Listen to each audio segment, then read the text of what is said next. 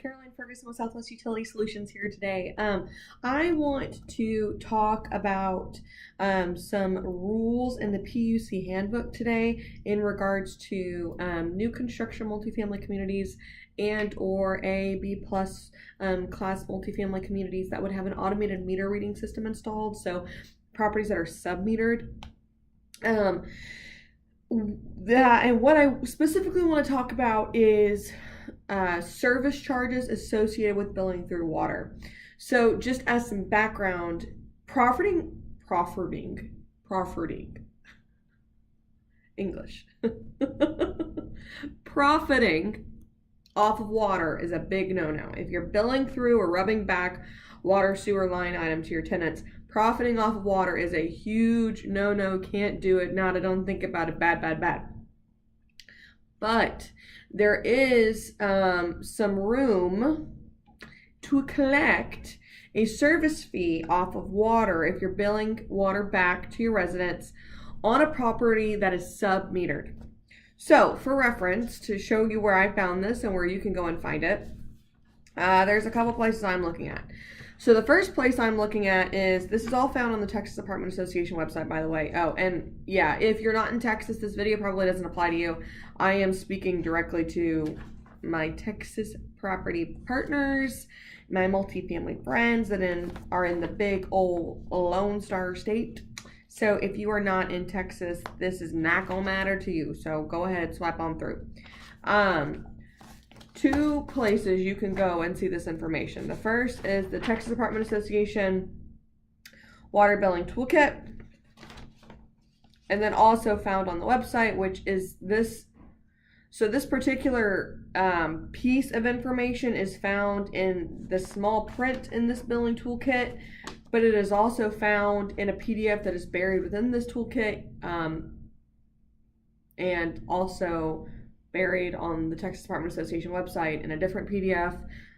It's called the Utility Facts, okay? Utility Facts. See what they did there? It's Utility Facts, but Utility Facts.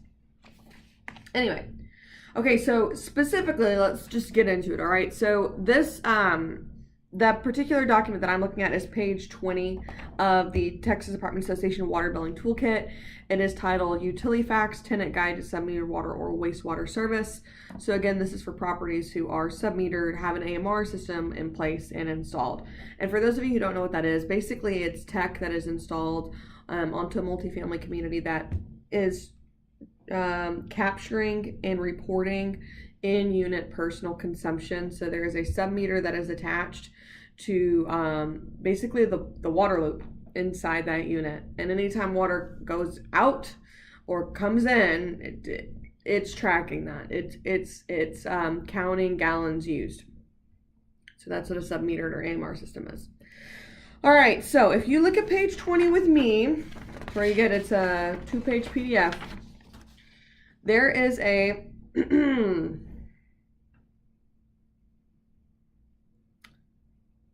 under the section that says, how will my sub-metered bill be determined? This is written from the perspective of the resident having questions. So these are like rights that the residents have, what the resident is allowed to do if they want to fight a charge, what are they legally allowed to look at if they're questioning a bill that you created for them, so on and so forth. So that's the perspective that this is written for. But under the section that says, how will my sub-metered bill be determined? Okay. There is I'm just going to read you this whole box. This is what this whole box says. Under submetering, the property owner or a billing company uses your actual water consumption as read on your submeter and multiplies it by either the owner's cost per gallon, liter, or cubic foot for water as computed from the utilities bill, or the utilities charge per gallon, liter, or cubic foot for water as shown on the utilities rate schedule. The owner may also calculate sewer charges the same way, again using your water consumption since sewer service is not metered. A manufactured home, rental community, or apartment house that bills on a sub-meter basis may also assess a service charge. This charge must not exceed 9% of the tenant's charge for water and sewer service. If you have questions about your bill, ask your property owner or sub-meter service provider to explain sub-metering and how the bill was calculated. See what records must be made available to me concerning sub-metered service in this publication. So there's another subsection basically that draws out what they're allowed to see as a resident concerning their utility bill. So the point and reason why I'm bringing this up is because if you are running or managing a sub-metered community, so that's normally B plus, A, or new construction, you are allowed to bill through a service charge that cannot exceed 9% of what your tenant is being billed for water and sewer. Nonetheless, though, a 9% service charge. And that is in addition to the consumption-driven cost of the water that is being billed back to them. Why is that cool? Well, because you are minimizing your utility exposure. You're maximizing your recovery. Anytime you can bury in a fee on top of your utility amount, you will never be able to bill through 100% of your utility. So let's start with that. Like let's just talk about water. You will never be allowed to bill through 100% of your water bill. Never. You're not going to, because the way that the rules are written, there is always an assumption, and it's true, it is true. The assumption exists that there will always be water used on property that is listed on that city water bill that was not consumed by the tenants. Why? Because there's a leasing office, because there's probably like a water fountain on the property somewhere, because you might have a laundry room, because you have a pool. I don't know. Like, there will always be water. And if you have a leasing office, like, game on. No.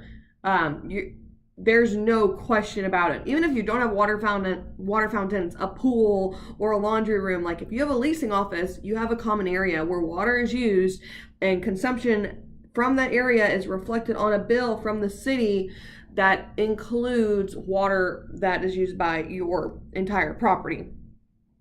So the assumption always will exist that your property, like your residence, did not consume 100% of your city bill. So a common area will always, always, always exist. So the minimum common area deduction, or the minimum, the smallest, so the minimum, common area deduction that you can claim on your water bill in the state of Texas is 5%. So what that means is that you can bill through a maximum of 95% of your water bill ever. Like, that's it. That will only be the maximum ever in the history of ever. You will never be allowed to bill through 100% of your water bill. But you can bill through a service charge if your property is sub-metered to your residents that cannot exceed 9% of what their sub-meter charge is.